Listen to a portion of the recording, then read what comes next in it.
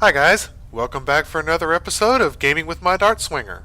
In this episode, we're back on the public test universe so we can take a look at the Gladius in its current state. Before we get to that though, I want to go through how to properly land while in free flight mode. To initiate the landing sequence, press the N key on your keyboard. This will highlight the landing pad that you have been approved to land on. You will see an extra ring around this landing pad. Fly towards the landing pad and get to a position near or over the pad.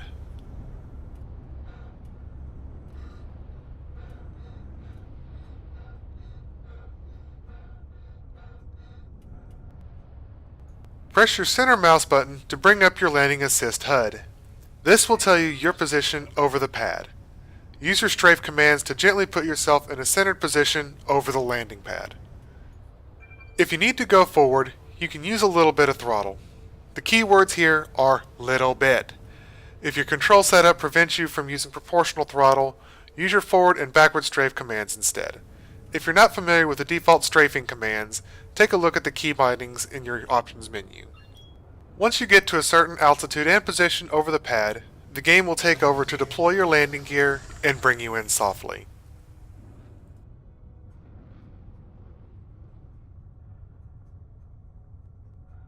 Landing complete.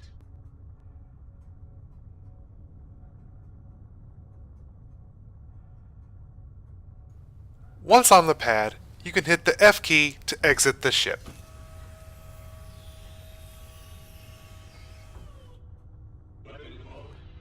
In my previous review of the Gladius, I reviewed it while its speed was limited to 220 meters per second and it could only fit size 1 weapons on the wings.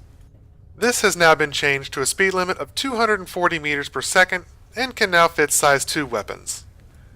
Even though it can fit size 2 weapons on the wings now, it still only has size 1 weapons there as stock.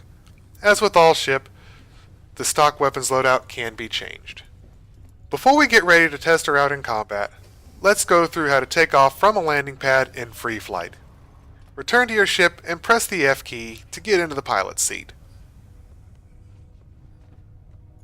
The position you'll be at when you hit the F key will vary from ship to ship.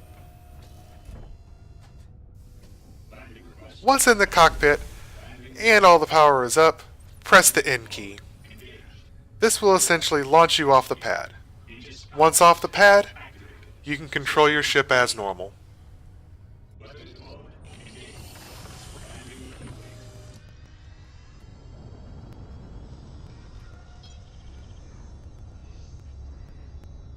Let's go ahead and get her loaded up with a pair of Badgers and take her out into a Vandal Swarm to see how these improvements work out. Vandal Swarm initiated. Warning, there are multiple hostiles inbound.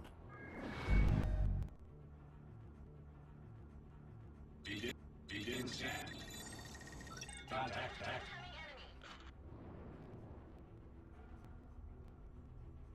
Hostiles inbound.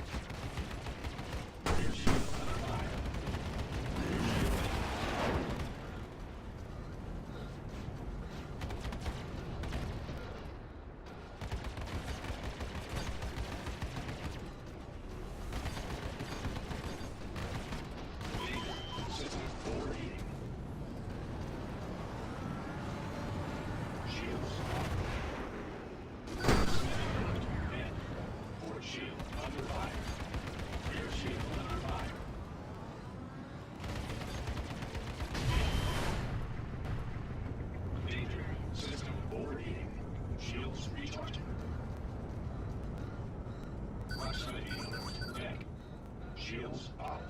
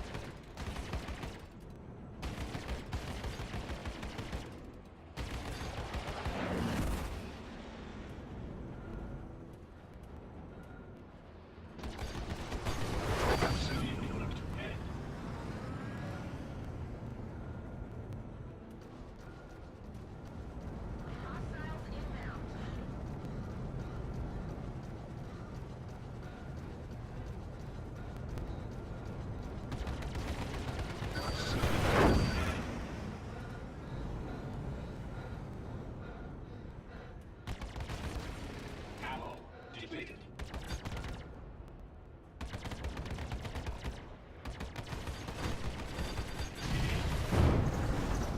Nice kill.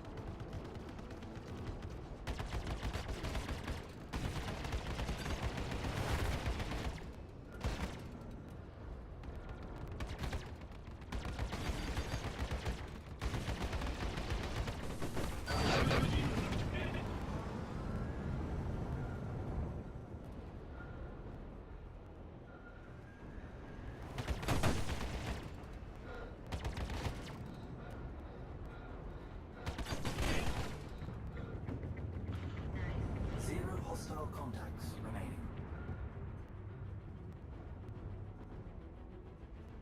Warning. There are multiple hostiles inbound.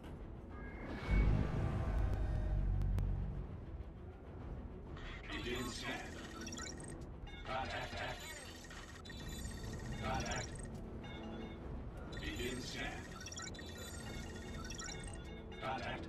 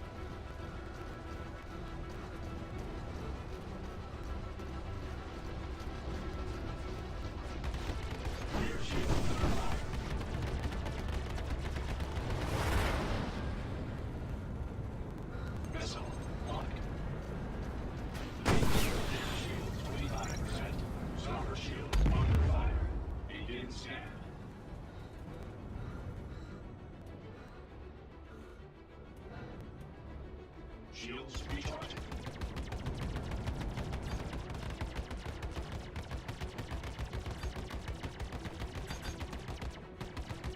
Shields up.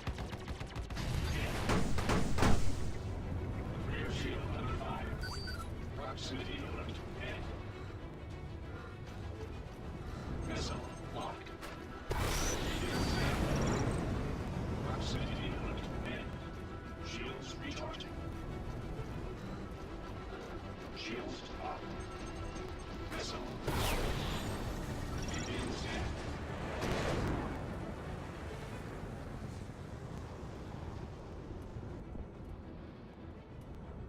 Missile locked. Missile ground. Begins in. Proximity alert. In.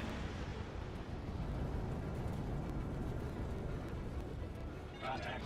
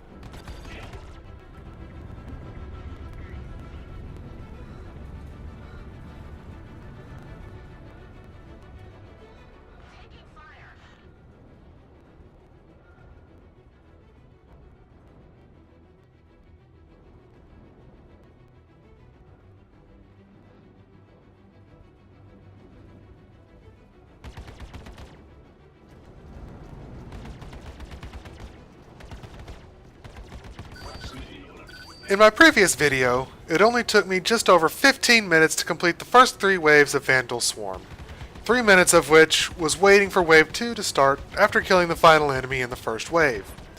This time, it took me over 20 minutes to complete the same 3 waves without the extra 3-minute wait.